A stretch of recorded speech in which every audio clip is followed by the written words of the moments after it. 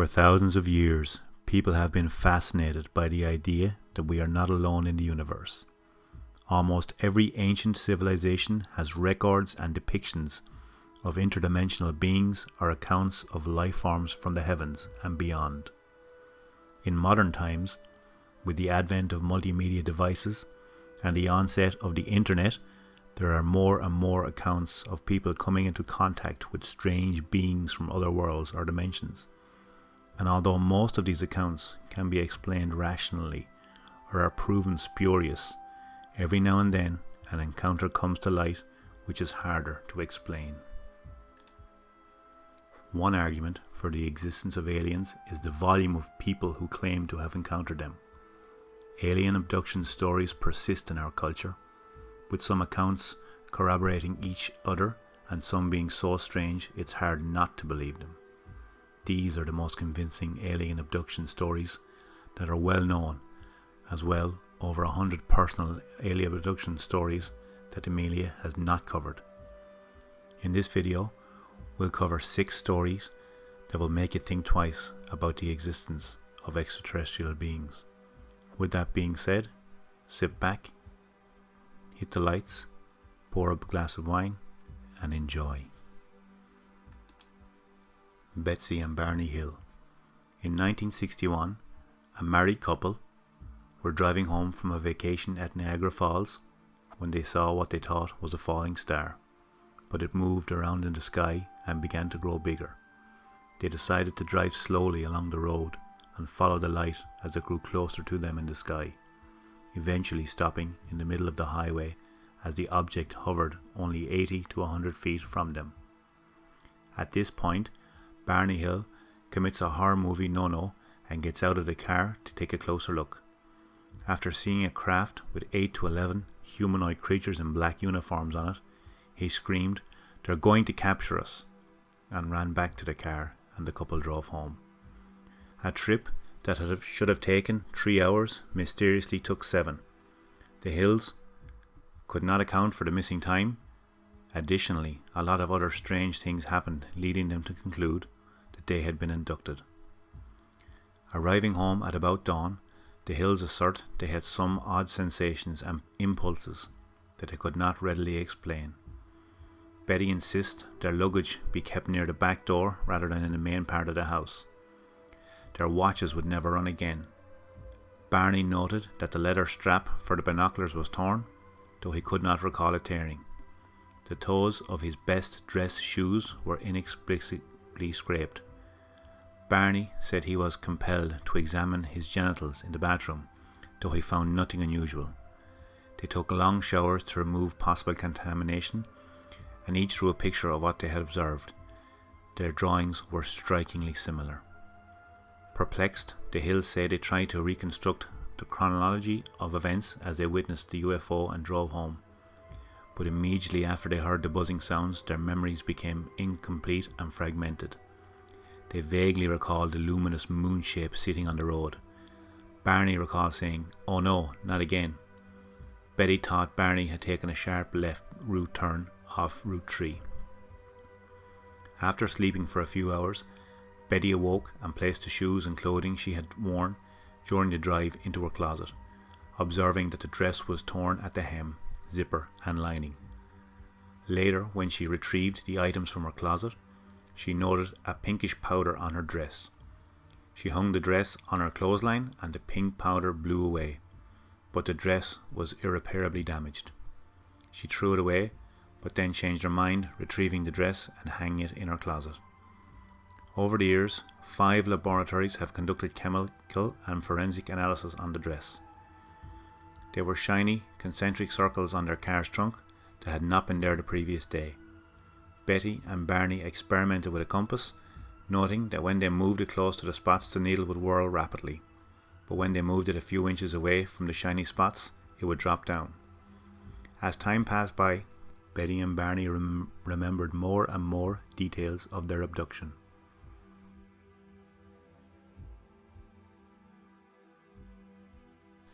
Antônio Vilas Boas was a Brazilian farmer who later became a lawyer, who claimed to have been abducted by extraterrestrials in 1957. Though similar stories had circulated for years beforehand, Vilas Boas claims were among the first alien abduction stories to receive wide attention. Some skeptics today consider the abduction story to be little more than a hoax, although Antônio nonetheless reportedly stuck to his account throughout his life. At the time of his alleged abduction, Antônio Vilas Boas was a 23-year-old Brazilian farmer who was working at night to avoid the hot temperatures of the day. On October 16, 1957, he was ploughing fields near the San Francisco de Sá when he saw what he described as a red star in the night sky. According to his story, this star approached his position, growing in size until it became recognizable as roughly circular or egg-shaped aerial craft with a red light at its front and a rotating cupola on top. The craft began descending to land in the field, extending 3 legs as it did so. At that point, Boas decided to run from the scene. According to Boas, he first attempted to leave the scene on his tractor, but when its lights and engine died after travelling only a short distance, he decided to continue on foot. However, he was seized by a 1.5 meter tall humanoid who was wearing grey coveralls and a helmet. Its eyes were small and blue, and instead of speech it made noises like barks or yelps.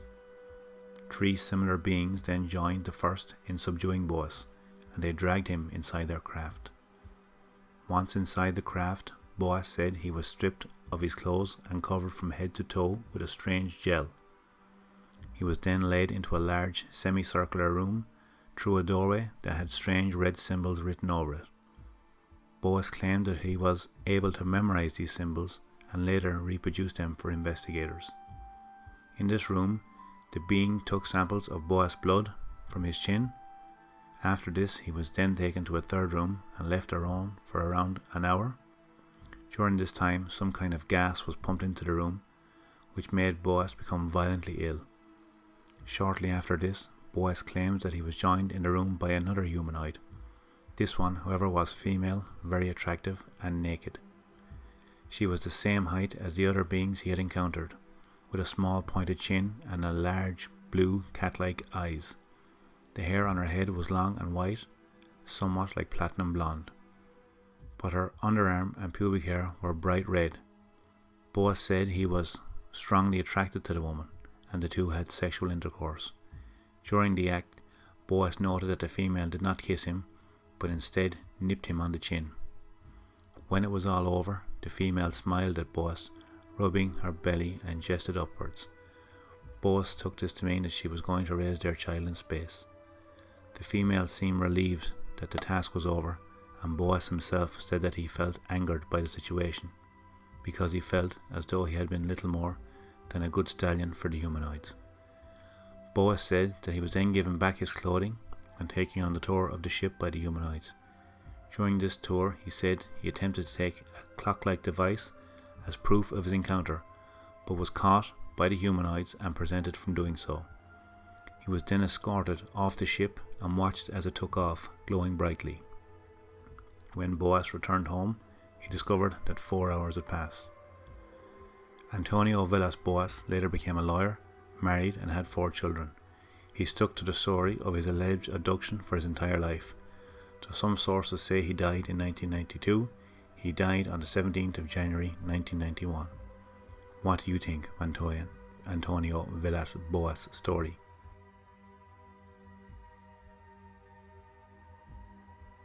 The Robert Taylor Incident. When Robert Taylor returned home from a trip from Ditchman Wood dishevelled, his clothes torn and with grazes to his chin and thighs, he claimed he had encountered a flying dome which tried to pull him aboard. Due to his injuries, the police recorded the matter as a common assault, and the incident is popularly promoted as the only example of an alien sighting being subject of a criminal investigation. According to Taylor, a forestry worker for the Livingston Department Corporation, on the 9th of November 1979, he parked his pickup truck at the side of the road near the M8 motorway in Livingston and walked along a forest path up to the side of Decmont Law with his dog.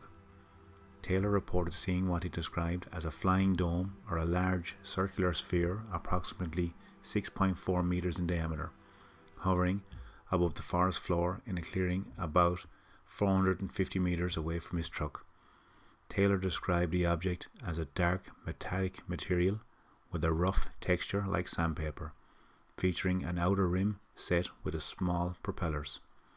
Taylor claims he experienced a foul odor like burning brakes and that smaller spheres, similar to sea mines, had seized him and were dragging him in the direction of the larger object when he lost consciousness.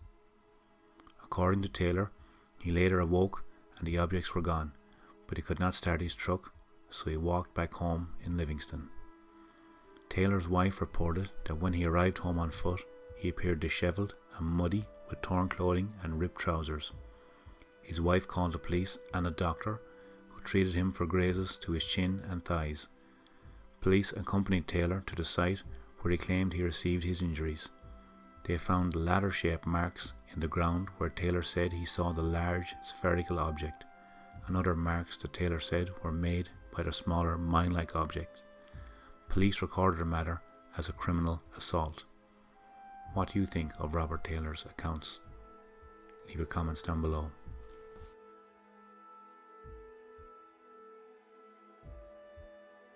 The Travis Walton Incident. The Travis Walton UFO incident was an alleged abduction of an American forestry worker, Travis Walton, by a UFO on the 5th of November 1975, while he was working in the Apache Silkreeves National Forest near Snowflake, Arizona. Walton reappeared after a 5-day search. The Walton case received mainstream publicity and remains one of the best known alien abduction stories. Skeptics consider it a hoax.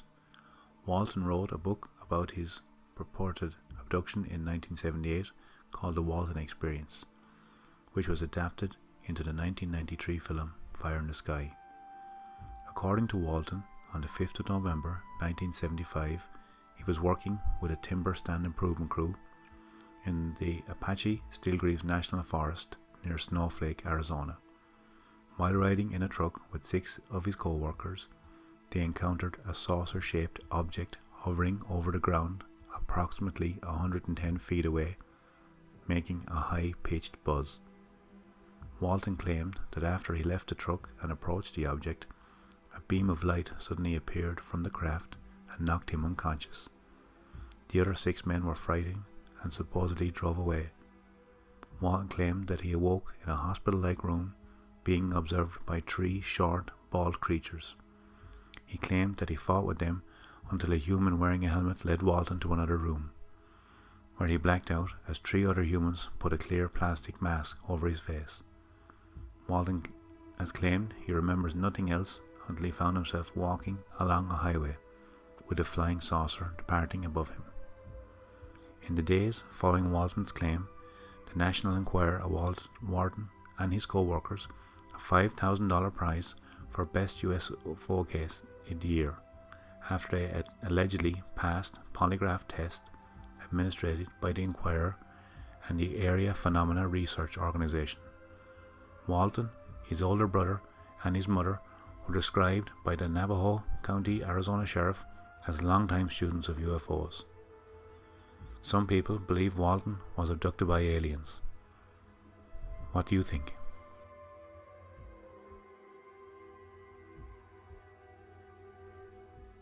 Linda Napolitano triggered one of the most well-documented UFO abduction cases when she claimed to have been kidnapped out of the window of her Manhattan apartment building by a flying saucer.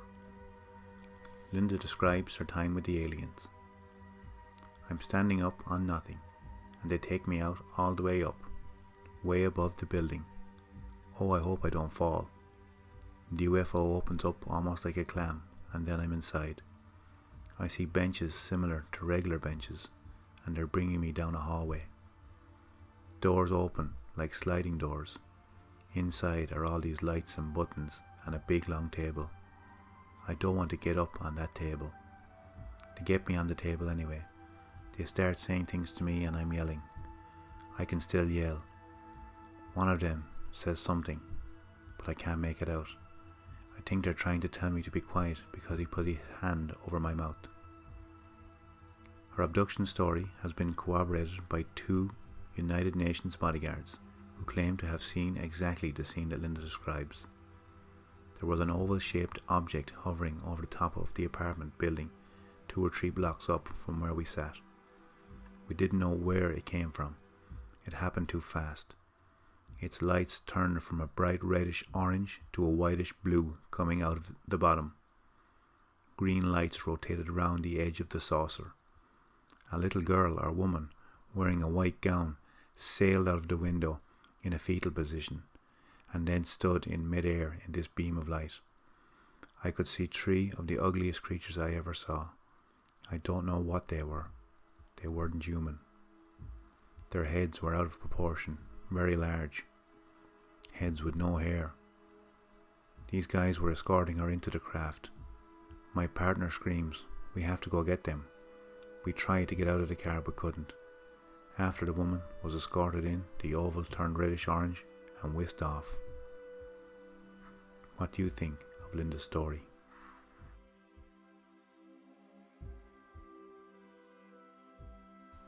Jesse Long was just 5 years old when he says he was abducted by aliens for the first time. He was exploring the woods with his brother when they came upon a round structure in a clearing. A tall figure appeared and paralyzed the boys. Jesse remembers being taken into the craft and placed on a cold table. He could feel the figures around him poking and prodding his legs. Over the next few years, Jesse says he was abducted repeatedly. He claims he was experimented on, including having sperm extracted that was used to crossbreed with a female alien. In 1990, he says the aliens presented him with a baby, which they said was his. He also met 9 more of his hybrid children. Jesse, 65, says he knows many people won't believe his story, but insists he is telling the truth. What do you think of Jesse's story? So that's 6 alien abduction stories that are outside the realms of normal. Have you got any stories that you'd like to tell? Leave your comments down below. Thanks for watching.